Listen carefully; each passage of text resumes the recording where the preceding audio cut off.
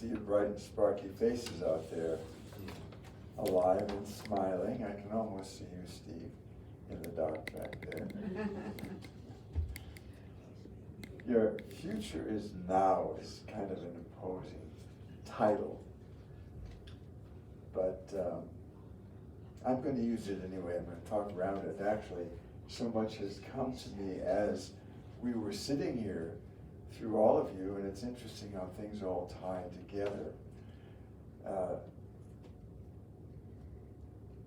Mrs. Taylor was in church one Sunday, and after the program was over, the Reverend was out there shaking hands, as they usually do, with the congregation, and she started walking over to the door, and she decided to turn around because she really didn't want to shake hands with the minister right now. Some things going on in her world, and they caught each other's eye, and he said, "Mrs. Taylor, come on over here." And she did, and he said, "You know, it looks like you've got a little stress on your face. I think there's probably something going on in your world. What's happening?" She said, "Well, you know, it's Johnny and Billy. They're getting into a lot of mischief lately. They've been taking a few things. Matter of fact, they've been taking quite a bit." He said, "You mean they're stealing?" She said, "Well, I guess you might call it that. Would you talk with him?" He said, "Well, have him come in after school tomorrow, and I'll talk with him." So after school the next day, little Johnny and Billy walked into the church, and big lobby, long lobby, stained glass windows, the sun's coming in, 2 chairs at the very end. Johnny and Billy sit down. The secretary comes out and said, "The minister will be with you shortly." So a few minutes later, she comes out and she said, "Johnny, come on in. We're going to talk with you first." So little Johnny walks into the minister's office, very imposing office, bookshelves stacked with books, statue of Jesus there, and the minister sat down behind his desk and said, "Johnny, where is God?" Johnny was fit to be tied. He didn't know what to say. He was nervous. The minister said in a louder voice, "Johnny, where's God?" Well, beads of perspiration started pouring off this poor little guy's face. He didn't know what to do. The minister sat there at the desk, put his elbows on the desk, put his glasses down. He said, "Johnny, where's God?" Well, with that, Johnny leaped out of the chair. He ran out of the lobby. He said, "Come on, Billy, let's get out of here. God's missing, and now they're going to try to pin that on us." Okay. The statement is, "With all thy getting, get understanding." You've heard that before.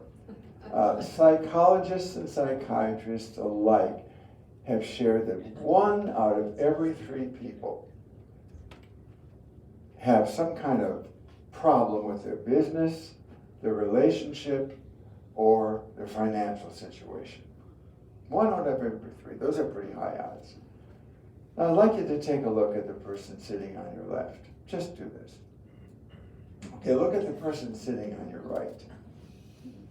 Okay, now, if they look okay, that's you I'm talking to. So if you tune in just a little bit, we're going to give a quick overview of life which has existed on this planet for the past 3.5 billion years. And we'll give another quick overview of the life that will occur in the next 3.5 billion years. Mind you, a very quick overview. Here's the statement. Everything in the universe is happening now. Past, present, and future. Now that's going to demand, Karen, another program. Won't talk about that particular aspect now. But what can we do as it stands now, as it relates to us now? All right, I'll give you a couple of thoughts. Everyone raise your arm and wave your hand once before your body. You've just altered the future. You see, the future responds to your command, physically and mentally. When you move your hand, the universe moves. It's subtle, but it's inevitable. It's called the ripple effect. And when you move your mind, we're talking major ripple and massive change. The problem in today's world is most people don't move their minds very far. Albert Schweitzer was once asked, what's wrong with people today? He said, people just don't think. Now that's certainly not the case here this morning, but I would invite you to expand your thinking because we're going to talk about your future. And it's interesting to note, when you know the future, it's not that difficult to figure out what to do in the present moment. We've all experienced it. It's called hindsight. But flip it around. When you know the present moment, where you are, how you feel, what your finances are like, how your relationships are going, it's not that difficult to predict the future. And we all have one. Actually, we have several. We have a probable future, and we have several improbable futures. Now, the probable future is when I finish this talk, we'll all rise from our chairs and we'll go to our respective locations. The improbable future is when I finish this talk, we'll rise from our chairs and we'll go to the airport, we'll board a flight for Europe and spend the next 30 days on the French Riviera. That sounds like a good idea to me. But, wait a minute. I could have to restate that statement because there's a man sitting back there, Steve Knoll. He runs ACT tours. He could schedule all of us to go to the French Riviera today if you so chose. So maybe that's not as improbable as one might think. But the question I want to ask you is, what does your probable future hold for you?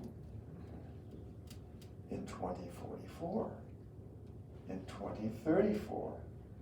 What new inroads will have taken place in the human experience? Will you have embraced the new technologies?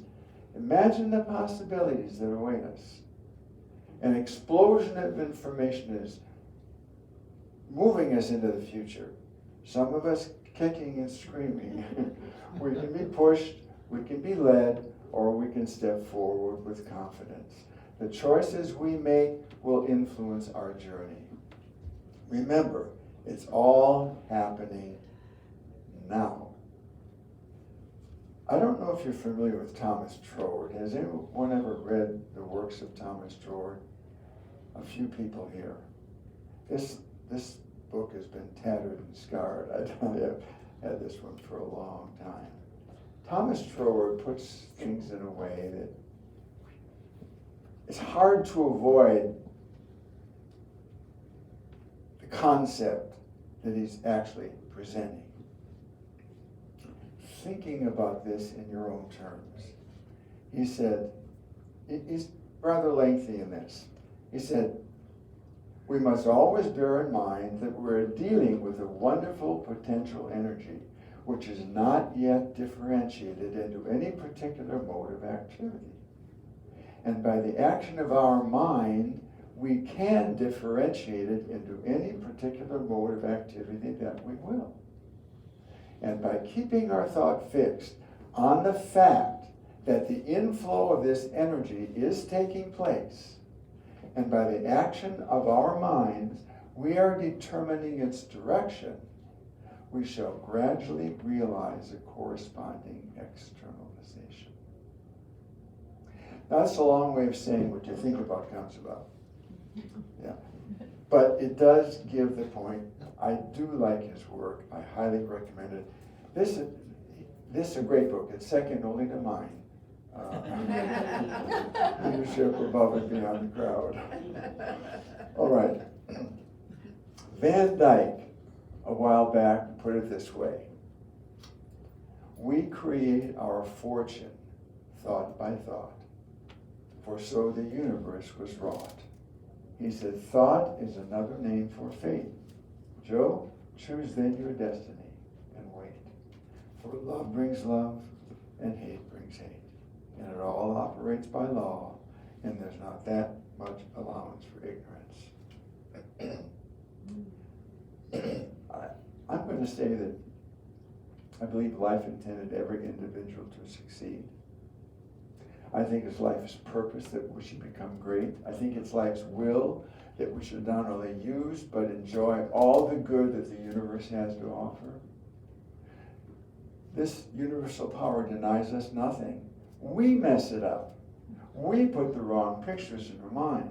Because every emotionally stable person is endowed with a complete set of faculties, which, if properly developed and scientifically applied, will ensure ever-growing success in health and wealth and happiness. I believe that's true. How do we think about ourselves? I would say that it's looking for expansion, fuller expression, for more, for greater. It's never for lack, disease, decay, or discord. It's always for more. Now, I want to share a short story with you. And you're probably going to be quite surprised with the moral it has to offer. Dana and I, my wife Dana, and I, where's my Dana? She's the gal who keeps me going. 47 years ago and so far. So that's pretty good. We were in Portland, Oregon. And we were getting your grand tour of Portland, Oregon. How many have been to Portland, Oregon? It's a great city. It's a city of bridges. I mean, we were getting a grand tour of Portland by Ruth. Remember Ruth, the redhead, bubbly personality? Well, she got us in the car and we started going, she wanted to go over the bridge, under the bridge, over the bridge. Well, we couldn't get on the bridge because she was going the wrong way. It's a one-way bridge. We were on the off-ramp, on the off-ramp, on the off-ramp, off the on-ramp. Finally, we got into the downtown area, 9th and Yamhill, and the Guild Theater was there. And The Day the Earth Stood Still was playing. How many have seen The Day the Earth Stood Still, the first classic 1951 movie with Michael Rennie and Patricia Nealingort? Just a few of you. Well, Dana had not seen the film. I said, you've got to see the film, it's a classic. So we got back to the Red Lion Inn, we're staying at the Red Lion Inn, and I called the theater up and I said, what time does the movie start? They said it starts at 6:15. Well, it was 5:45. So I called the bellman up downstairs, and I said, can you have a cab here in 5 minutes? He said, sure, no problem. So we got downstairs at 10 minutes to 6, there was no cab. 5 minutes to 6, there was no cab. 6 o'clock, there was no cab. I was getting a little worried because a flying saucer lands in the beginning of the movie. You've got to see the beginning.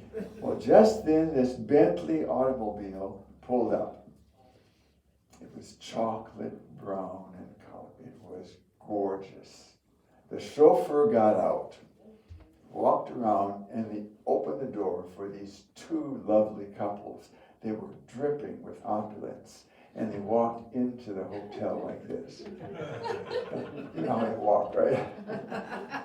I said to Dana, come on, there's our cab.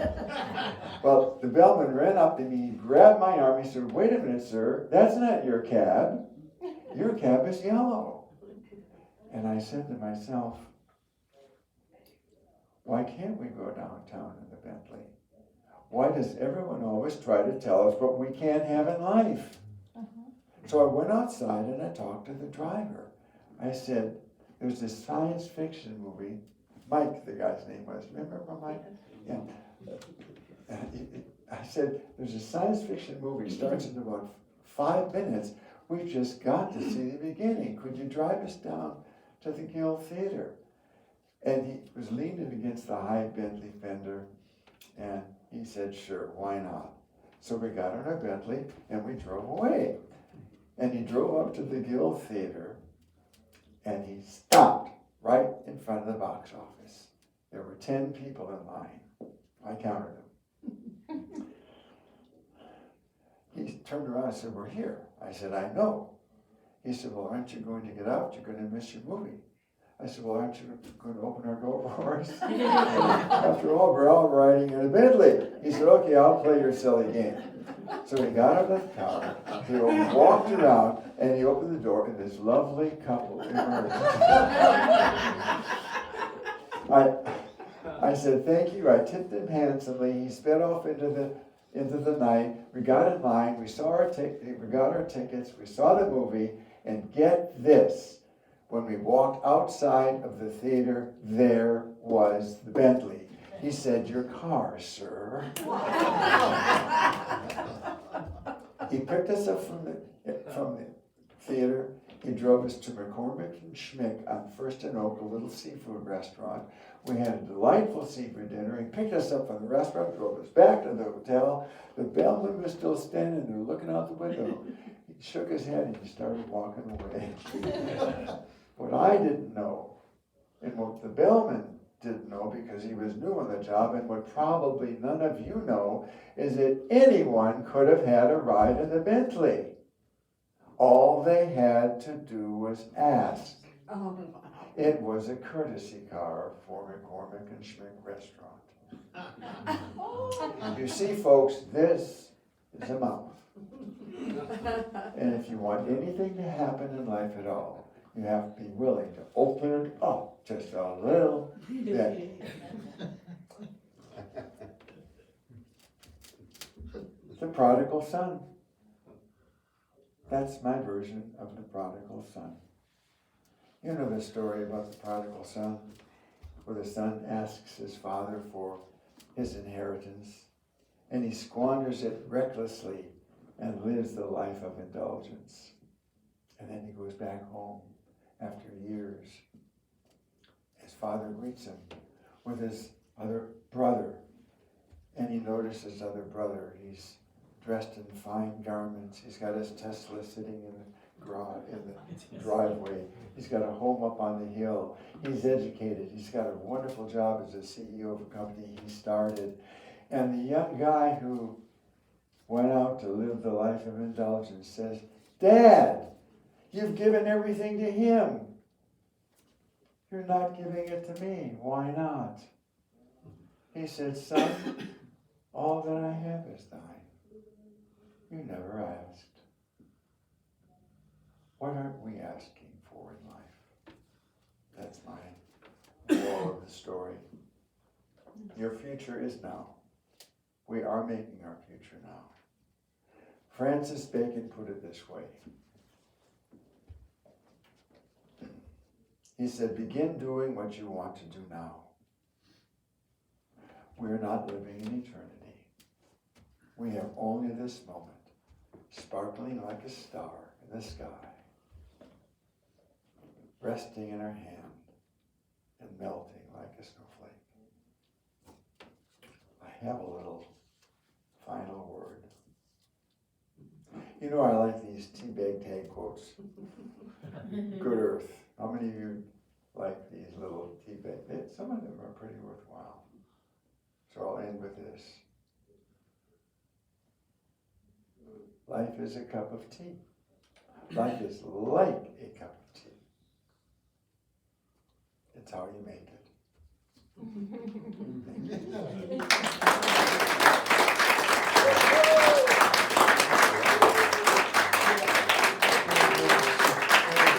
You're too kind. Absolutely too kind. Joe, you come up. That was wonderful. Thank you. Thank you so much. My pleasure. My. One more time.